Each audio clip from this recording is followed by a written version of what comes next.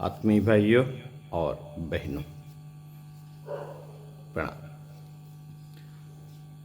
गायत्री मंत्र के धी अक्षर की व्याख्या सर्वतोमुखी उन्नत पुस्तक से लेखक पंडित श्री राम शर्मा आचार्य आपको पढ़कर सुना रहे थे। इसी क्रम में पृष्ठ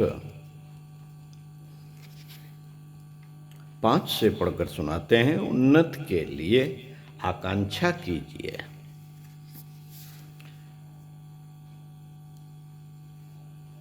परमात्मा ने सभी हो,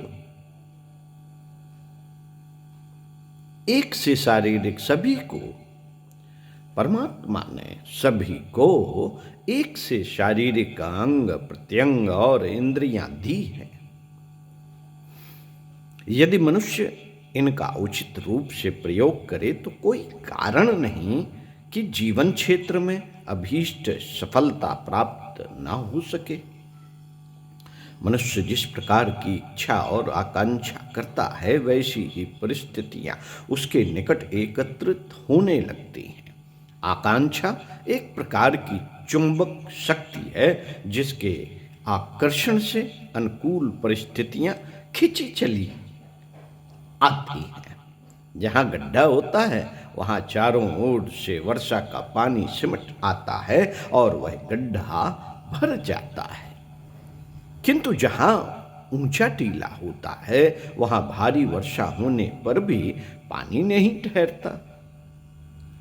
आकांक्षा एक प्रकार का गड्ढा है जहाँ सब ओर से अनुकूल स्थितियां खिंच खिंच कर एकत्रित होने लगती हैं। जहाँ इच्छा नहीं वहाँ कितने ही अनुकूल साधन मौजूद हों पर कोई महत्वपूर्ण सफलता प्राप्त नहीं होती।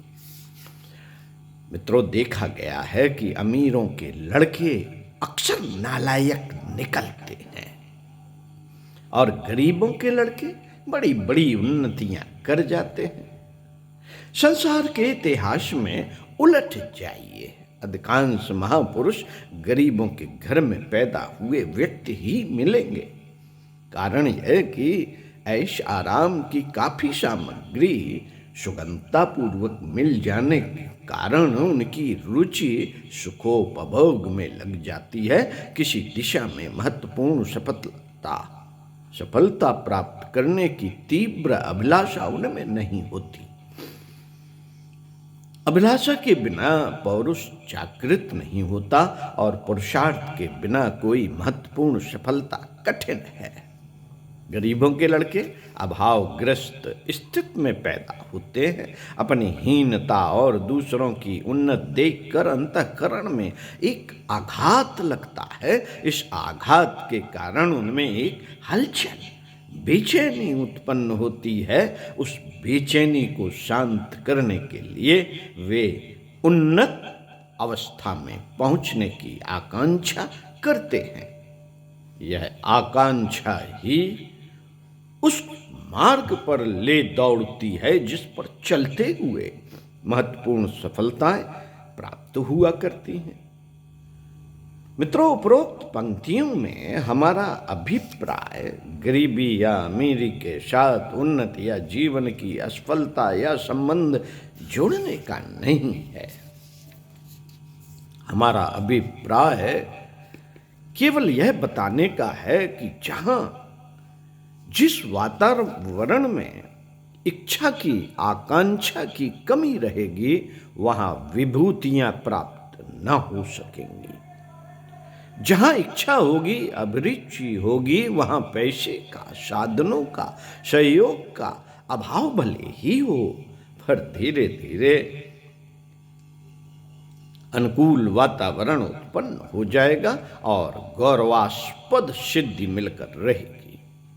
यदि संपन्न घर के व्यक्ति को किसी बात की उत्कट अभिलाषा हो तब तो सोना और सुगंध का संयोग ही समझिए। गरीबों को उन्नति के लिए जिन साधनों को जुटाने में पर्याप्त परिश्रम करना पड़ता है वे तो उन्हें अनायास ही प्राप्त हुए होते हैं। इसलिए उनके लिए वो आगे बढ़ने में और भी अधिक आसानी होनी चाहिए।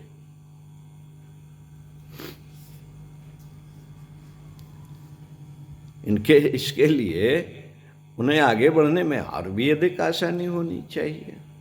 मन में जो इच्छा प्रधान रूप से काम करती है, उसे पूरा करने के लिए शरीर की समस्त शक्तियां काम करने लगती हैं।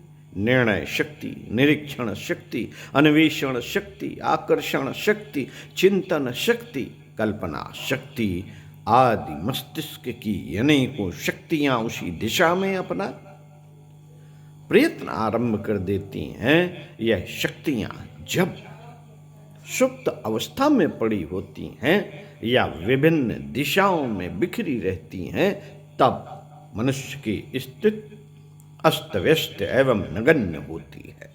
परंतु जब शक्तियां एक ही दिशा में कार्य करना आरंभ कर देती हैं, तो एक जीवित चुंबकत्व तैयार हो जाता है।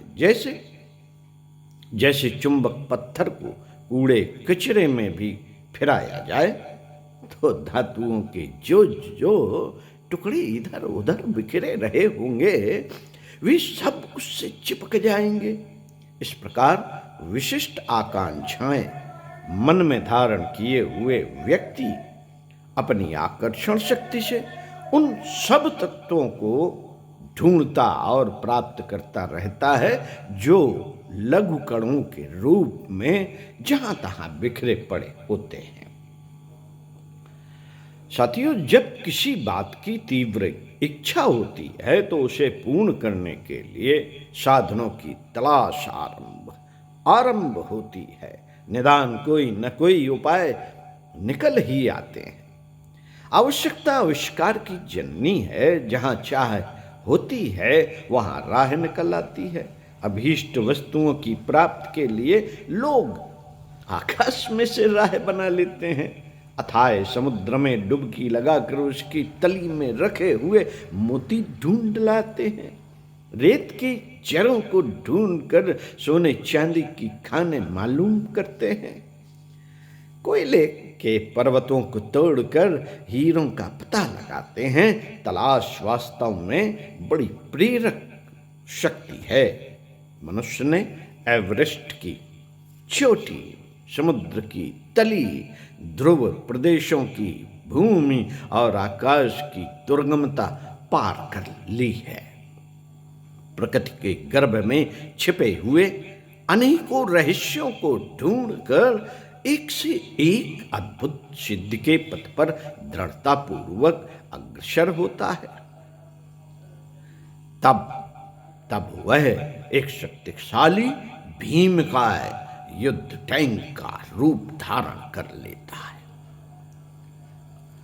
खाई खंदकों को पार करता हुआ, रास्ते के पेड़ पौधों की बाधाओं को तोड़ता मरोड़ता हुआ अभीष्ट लक्ष्य की ओर द्रुत गति से बढ़ता जाता है। मित्रों, जीवन को ऊंचा उठाने के इच्छुकों के लिए सबसे प्रथम मार्ग यह है कि अपनी आकांक्षा को जागृत करें। अन्य मनस्यकता, उदासीनता और मुर्दा दिली को छोड़कर अपने मन क्षेत्र को सतेज करें। आप विचार कीजिए, नंबर 1, आपके जीवन में किन वस्तुओं का अभाव है। नंबर 2, उस अभाव के कारण आपको क्या क्या कष्ट सहने पड़ते हैं। नंबर 3, आपको किन वस्तुओं की आवश्यकता है। नंबर 4, उन वस्तुओं के उपलब्ध हो जाने पर आप कितने संतोष, सुख और आनंद का रसास्वादन कर सकते हैं। मित्रों, इन चारों प्रश्नों पर बार बार विचार कीजिए और जिन पदार्थों की आवश्यकता अनुभव करें, उन्हें प्राप्त करने के लिए तीव्र इच्छा कीजिए। आपकी इच्छा प्रेरक इच्छा होनी चाहिए। उसकी भूख भीतर से उठनी चाहिए। उसके पीछे प्राण और जीवन होना चाहिए। इस वस्तु को प्राप्त करके रहूंगा, चाहे कितनी ही बाधा मार्ग में क्यों ना आए। अपने प्रयत्न निरंतर जारी रखूंगा, चाहे कितने ही निराश करने वाले अवसर क्यों ना आए। इस प्रकार के संकल्प की मन में गहरी सुदृढ़ स्थापना होनी चाहिए। जिस वस्तु को आप प्राप्त करना चाहते हैं, पहले उसके संबंध में गंभीर विचार कीजिए। उसे प्राप्त करना किस प्रकार कैसे संभव है, उसकी संभावनाओं पर तर्क वितर्क कीजिए। कल्पना की स्वप्निल उड़ान से नीचे उतरकर व्यवहारिक क्षेत्र में दृष्टिपात कीजिए कि कहीं आप कोई चंद्र खिलौना तो नहीं चाह रहे। आरंभ में छोटी छोटी सफलताएं प्राप्त करने को छोटे छोटे कार्य हाथ में लीजिए। बहुत बड़े मुद्दतों में पूरे होने वाले कार्यों को आरंभिक लक्ष्य बना लेना ठीक नहीं है। अंतिम लक्ष्य बहुत बड़ा हो सकता है, पर आरंभिक सफलता के लिए छोटे छोटे विराम रखने चाहिए। जैसे आप धुरंधर विद्वान बनना चाहते हैं तो पहले अमुक छोटी परीक्षा पास करने का लक्ष्य स्थिर कीजिए। उसमें सफल होने के बाद आगे की मंजिलें नियत करते चलिए और उन्हें तय करते जाइए। इस प्रकार एक एक करके छोटी मंजिलों को पार करते चलने से मनुष्य का साहस, बल, आत्मविश्वास और अनुभव बढ़ता चलता है और वह धीरे धीरे अंतिम लक्ष्य तक पहुंच जाता है। पंडित श्री राम शर्मा आचार्य। तो साथियों, पढ़ते रहिए कुछ अच्छा और सुनते रहिए कुछ अच्छा। चिंतन मनन जो सुना गया है, जो पढ़ा गया है, उस पर चिंतन मनन करके ये मान के चलिए कि जो सुना है वो सत्य है।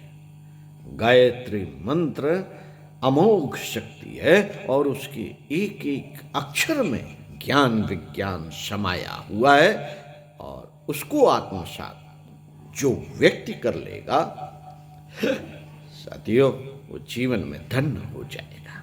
ओम शांति।